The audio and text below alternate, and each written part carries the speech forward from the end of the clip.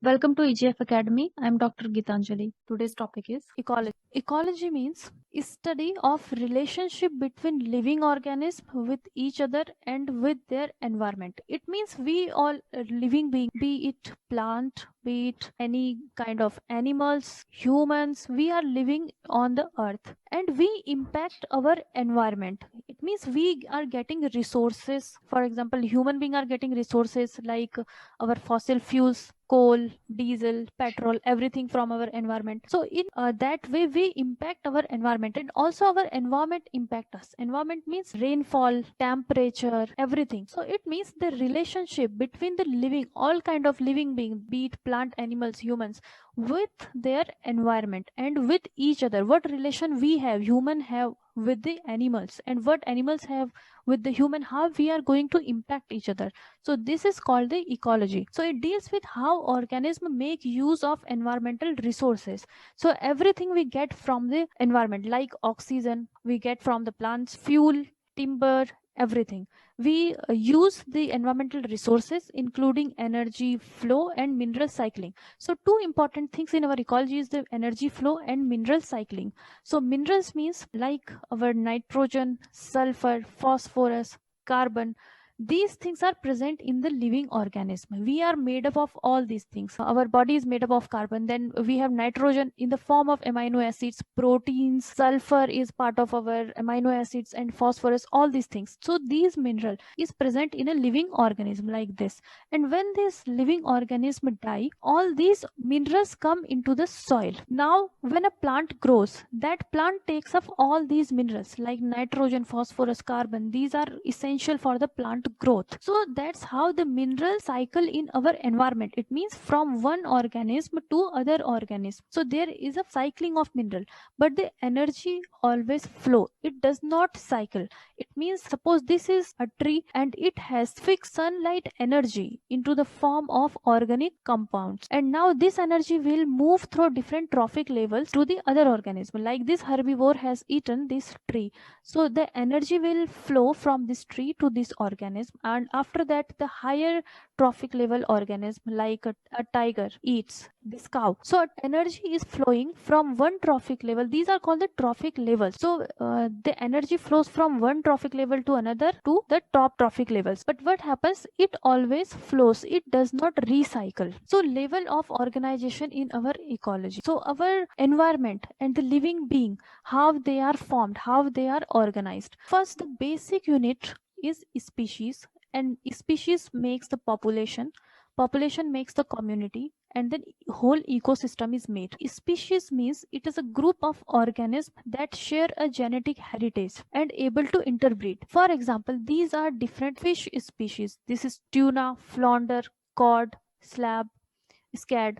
These are the different kind of fish species. Every species is different from each other, and they are capable of interbreeding. Interbreeding means one cod species will interbreed with another cod species only. It cannot breed with founder. It means two cod species can make the offspring. Offspring means children. Species mean who is able to interbreed and can create offspring that are able to fertile. They are called the species. For example, we can take the dog species. We have Labrador and we have Bulldog. So they are two different species. Only Labrador can interbreed with another Labrador. It cannot interbreed with the Bulldog. So that's why they are two different species.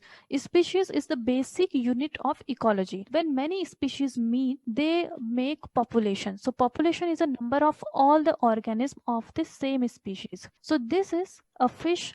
Suppose it is a codfish species, and now many cod species make the population. So population means the single type of species. For example, human, we are now approx 8 billion. So we are human species, and after this population makes the community. It means an interacting group of various species in a common location. For example, This is a community. So community has many type of species and their population. So this is a fish species, crab, mushroom, and plants. So all these, when many type of species and their population are at the same area, this is called the community. And after that, many type of communities make the whole ecosystem. So ecosystem is the structural and functional unit of an ecology where the living organisms interact with each other and surrounding environment. So you can see this fish species is interacting with the plants because the fish will eat this plant, and after that a higher predator, suppose there is a large fish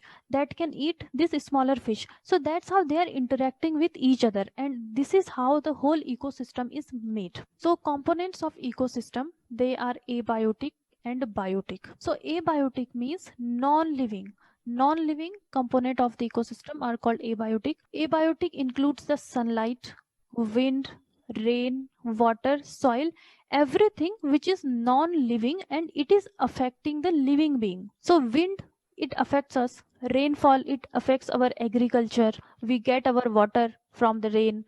And the soil, we have our plants, we grow plants on the soil. So this is how these are the abiotic component. So abiotic factors are non-living, chemical and physical parts of the environment that affect living organism and the functioning of the ecosystem. Next is our biotic component. So biotic component means the living being. Living includes the plants, animals, also microorganisms like bacteria, viruses, decomposers. These decomposers, they decompose the dead organism. Our biotic component can also be classified into the primary producers, which are called the autotrophs. So autotrophs means they have the ability to fix carbon. It means the producers like the plants, they can fix the sunlight energy. They will fix it through photosynthesis and make organic matter. So they are called the primary producers, also called the autotrophs. Auto means self and trophs is related to food. It means organisms who can make their own food are called the autotrophs. So for example, plants are the autotrophs because they can make their food, and phytoplanktons. Phytoplanktons are the algae and they are found in the water bodies. Water bodies like oceans, sea. In that, the phytoplanktons, they fix the sunlight and also produce the oxygen, because in an ocean or a sea, these phytoplanktons are the majority of the ocean producers, and all the living beings like the fishes and the turtles who live there, they get oxygen from these phytoplanktons. So these are the autotrophs, and we human are heterotrophs because we cannot make our own food. We depend on others for our food, like we depend on the plants, we eat animals, we eat fishes. So that's why we are heterotrophs. So heterotrophs means the consumers who consume others. So feed on autotrophs. So now consumers can also be macro consumers and micro consumers. So macro word means big, who are big in size, and micro means small. So macro consumers, they feed on plants, animals, or both. This also can be categorized into primary consumer and secondary consumer, then tertiary consumer. So these are the plants who are autotrophs. Now they will make their food, organic matter. Then the organisms who consume these autotrophs are called the primary consumer. Animals who will consume the primary consumers, they are called the secondary consumers. And then they are the top consumers or the tertiary consumers.